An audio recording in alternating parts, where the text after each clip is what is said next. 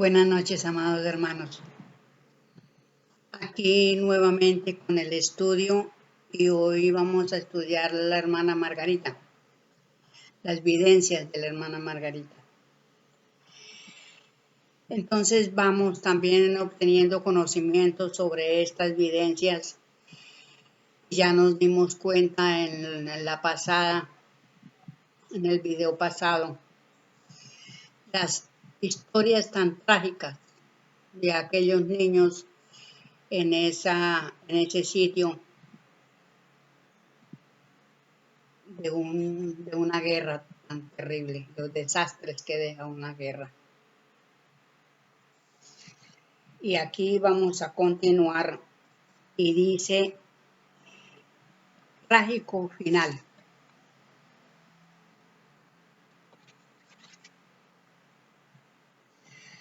Aquí vemos la escalofriante escena que pone un final lógico y natural a esta dolorosa sección.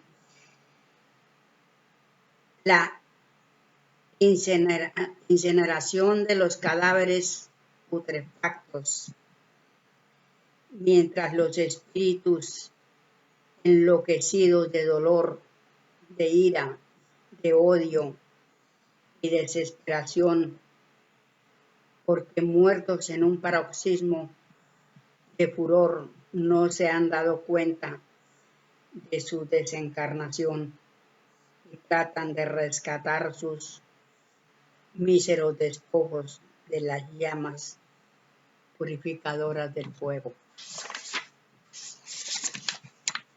Eso fue de la guerra, donde murieron muchos, quedaron encima del hielo y en fin, fue algo espantoso. Estoy con mi guía en un campo no lejos de una ciudad y puedo ver millares de cadáveres de soldados tirados aquí y allá. Están horribles. Parece que tienen muchos días de muertos y aunque algunos están semicubiertos por la nieve, se pueden ver sus rostros hinchados, amoratados, entrando ya en descomposición. Hay allí unos soldados que llevan otros uniformes y otros cascos. Traen unas carretillas de mano y allí les recogen, los van poniendo unos sobre otros, tiesos, duros, y los hacinan en un lugar donde han quitado la nieve, formando montones de más de 50 cadáveres. ¡Qué espectáculo tan horrible! Algunos quedan con la cabeza hacia abajo y las piernas para arriba. Todos muestran una mueca de horror en sus caras que los hace inconocibles. Varios montones se han formado ya y todavía llega a mis oídos el ruido de las carretillas acarreando más y más cadáveres. Se oye un clarín y sale un oficial de una caseta con 2 ayudantes. Traen unos botes rojos grandes que se acercan y bañan aquellos montones de cadáveres con algo que parece gasolina, pero que no huele exactamente igual. Sin miramiento alguno se suben sobre los cadáveres para empaparlos bien. Algunos se resbalan y sin ningún respeto los vuelven a encinar como si fueran troncos de leña. Luego se retiran y prenden el líquido inflamable que envuelve en un momento aquellos montones de cadáveres en sus lenguas de fuego. El espectáculo es espantoso, macabro, dantesco, músculos que se contraen, brazos que se abren, piernas que se levantan como si tuvieran resortes, muecas horribles y todo en medio de un humo tenso, negro, maloliente, asfixiante, entre el espeluznante crepitar de la grasa que chorrea y el olor nauseabundo de la carne putrefacta que se achicharra con contorsiones inverosímiles. La atmósfera es irrespirable, sofocante, al olor repugnante de la carne quemada que une el del cuero de las botas de hule y la ropa y el penetrante olor de aquel líquido. Millares de chispas brotan de aquella hornaza junto con chorros de gases inflamados cuando estallan las entrañas. Ay, Dios mío. A algunos de los cadáveres los despojaron de sus grandes capas y de sus botas, pero la mayor parte conservan sus uniformes y hasta los cascos. Los oficiales y sus ayudantes remueven los restos con largas varillas y entre las cenizas brotan a veces nuevas llamaradas hasta que todo queda completamente consumido. Si el espectáculo de los cuerpos que se retuercen entre las llamas es algo escalofriante, lo que veo ahora es sorprendente, inesperado y más espantoso. Encima de cada montón de cadáveres veo multitud de caras llenas de angustia y de terror. Son sus espíritus que presencian el sacrificio, la inmolación de sus cuerpos. Qué caras tan desfiguradas por el dolor. Lloran, se retuercen, se mesan los cabellos, los ojos se les salen de sus órbitas. Qué desesperación se ve en sus caras. Es una locura. Parece una danza macabra. No la de los cuerpos que ya están casi consumidos, sino la de los espíritus que van tan bajos que casi tocan las tiras humeantes de cuerpos calcinados, gesticulando horriblemente, lanzando alaridos de terror y de ira y tratando ansiosamente de alcanzar con sus manos abiertas como garras sus cuerpos que crepitan entre las llamas. No puedo describir la intensidad del dolor que se pinta en sus rostros descompuestos por la angustia y el terror. En su impotencia por rescatar sus cuerpos, se tuercen las manos, se arrancan los cabellos, gimen, blasfeman, aúllan.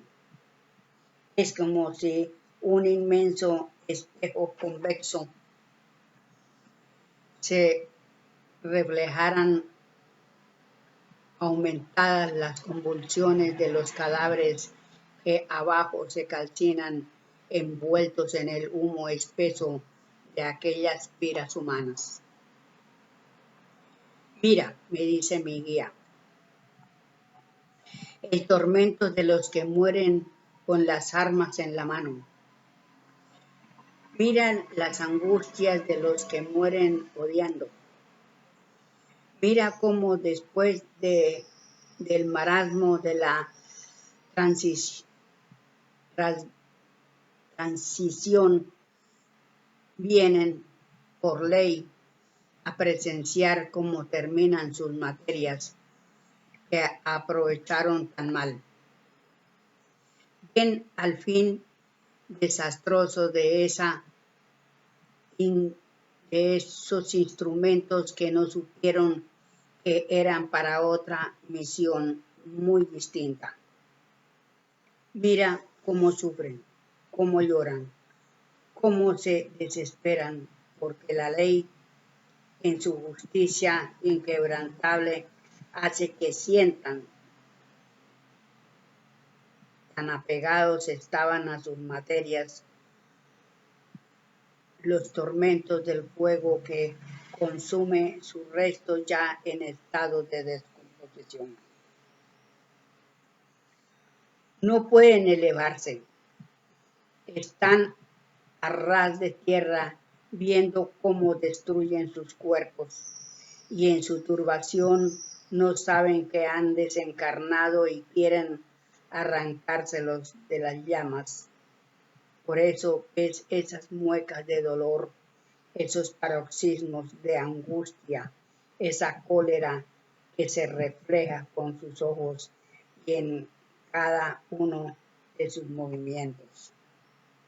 Allá, lejos entre el humo, cuántos espíritus se retuercen sufriendo todos los dolores de la agonía, sin saber que ya no tienen cuerpos capaces de sentir. A este martirio horrendo conduce la turbación en que quedan al desencarnar llenos de odio. A este martirio conduce el derramamiento de sangre. Reflexiona. Haz uso de tu razón y comprenderás el porqué de la densidad de la atmósfera de la Tierra, el porqué de vuestros sufrimientos y de vuestras enfermedades, el porqué de la alteración de vuestro sistema nervioso, por el envenenamiento de vuestras materias, porque el aire que respiráis es metífico, está cargado de toxinas que solo por los gases que despiden estos cadáveres, no solo por los gases que despiden estos cadáveres, sino porque sus espíritus los perturban todo. Vagan inconscientes sobre la superficie de la tierra porque no pueden elevarse. Rondan cerca de sus cuerpos y después vienen a vosotros en estado de desesperación a pediros ayuda porque no se han dado cuenta de que sus sufrimientos físicos ya han terminado. Murieron odiando, murieron destrozando las vidas de los hermanos que debían de amar. Y qué terrible castigo, cuanto peor que el de los pueblos que se mueren de hambre, cuánto peor que el de aquellos sufrimientos de la vida material comparados con los de la vida espiritual, que pudiendo ser tan dulce, tan bella, mira a lo que conduce. Lleva esta lección a tus hermanos y recuérdala tú en materia.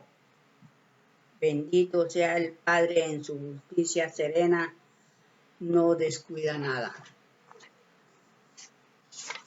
Entonces aquí vamos ya para la tercera parte, la muerte. Vamos a ver qué habla sobre la muerte. Aquel tema que ha apasionado a los hombres desde el principio de los siglos y que más se ha prestado a la especulación, dando origen a las teorías que cada religión y cada filosofía han presentado como la solución única a este enigma.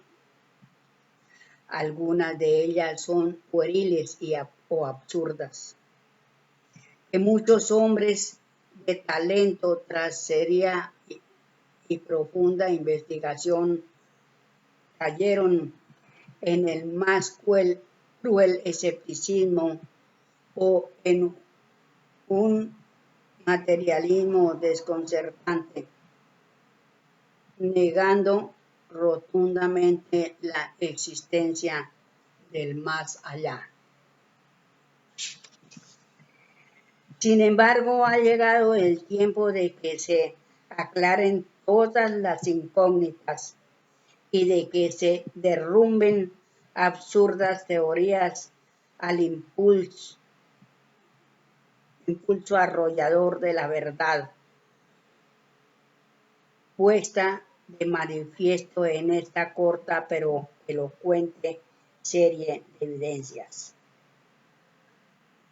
Asistimos al momento culminante de la lucha final que sostiene el espíritu para desprenderse de la materia que le sirvió de instrumento para una vida demostrativa de su inmoralidad. Esta evidencia nos presenta tres casos distintos, a cual más interesante del momento de la desencarnación de acuerdo con el progreso del espíritu.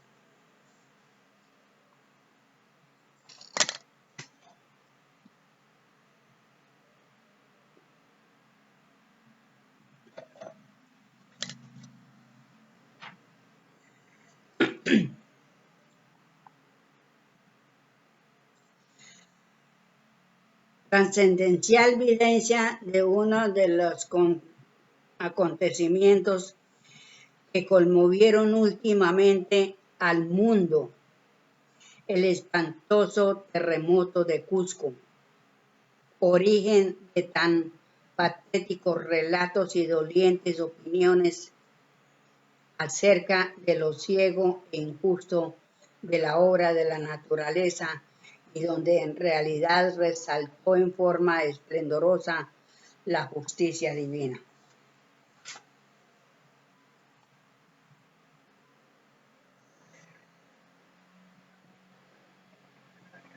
Un drama espeluznante, no solo por la violencia de las pasiones en juego, exaltadas hasta el paroxismo por el instinto de conservación, sino por lo necesario, por el escenario grandioso en que se desenvuelve el fondo del océano.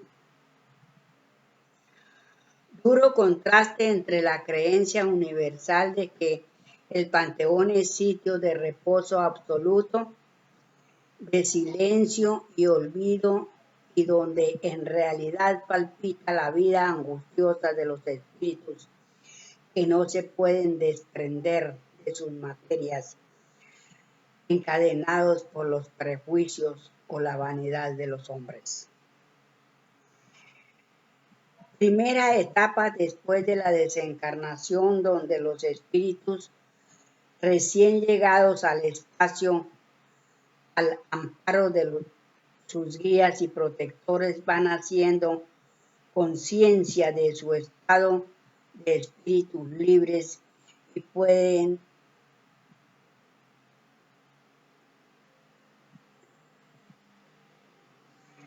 ya tender sus alas para elevarse más y más.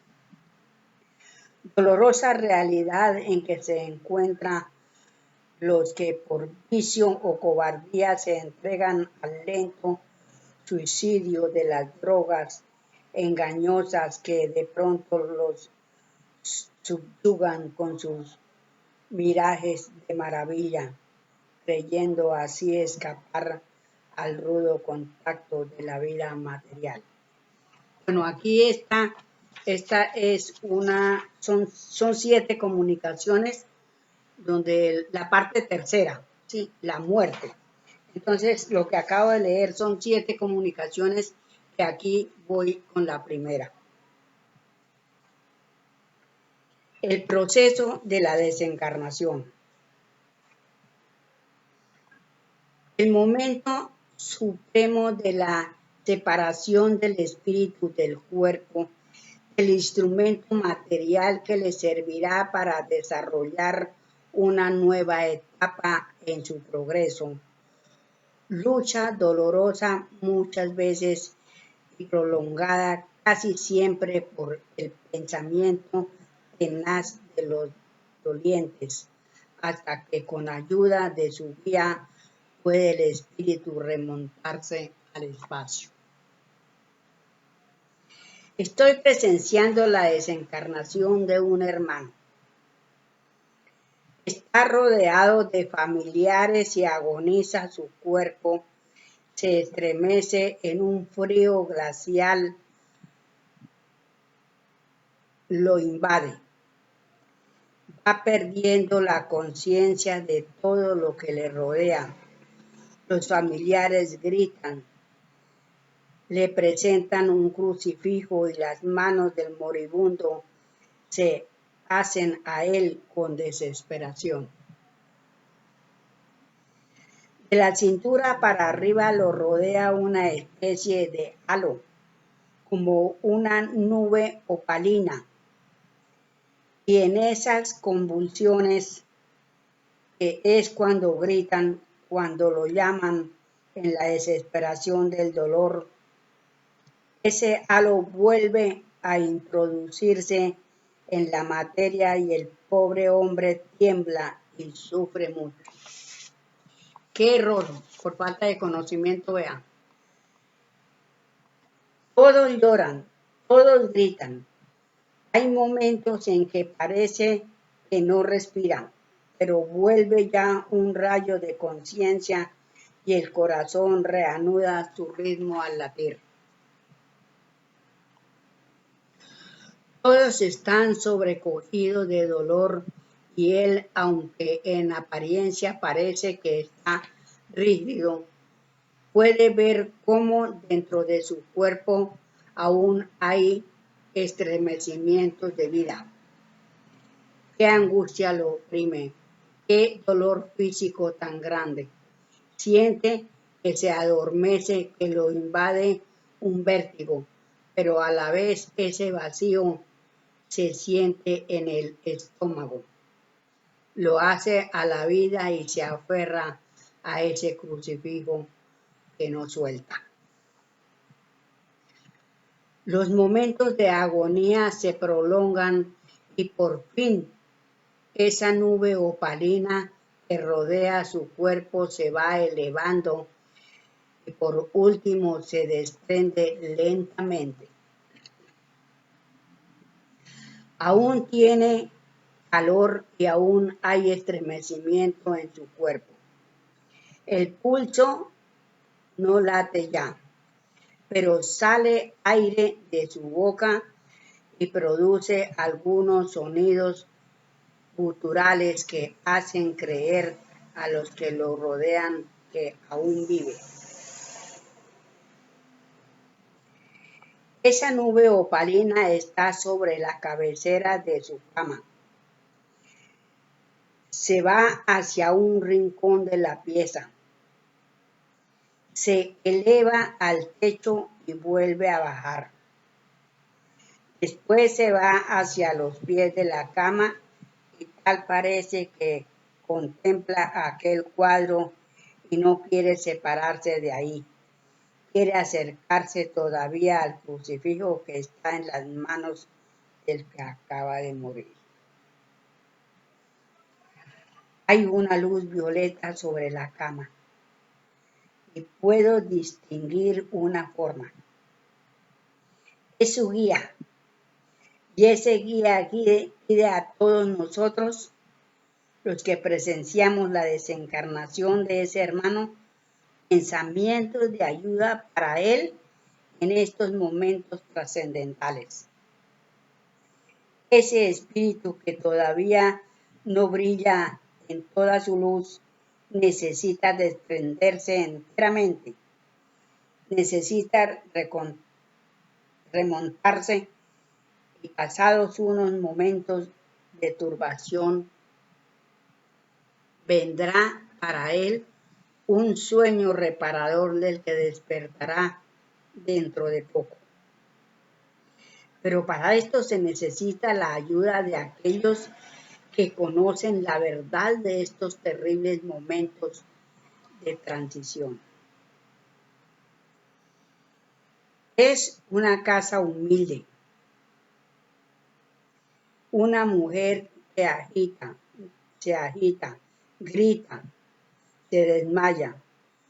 Todos se separan de la cama y este momento lo aprovecha esa figura que irradia una luz violeta para acercarse a la otra figura nebulosa y dulcemente lo conduce fuera de allí.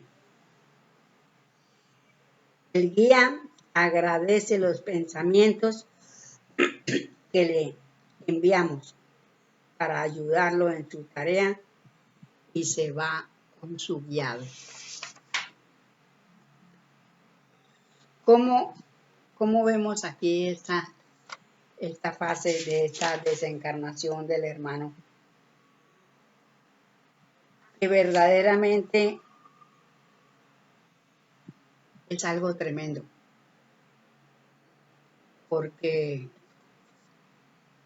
como no tenemos conocimiento de la verdad, ¿cierto? Lo primero que hace, vea, le pasan un crucifijo, que es lo más negativo para él, para el espíritu, ¿sí? Entonces, es algo que hasta para eso hay que tener conocimientos. Y ya afortunadamente, ya hay muchos hermanos que conocen sobre el espiritismo y ayudan a los hermanos.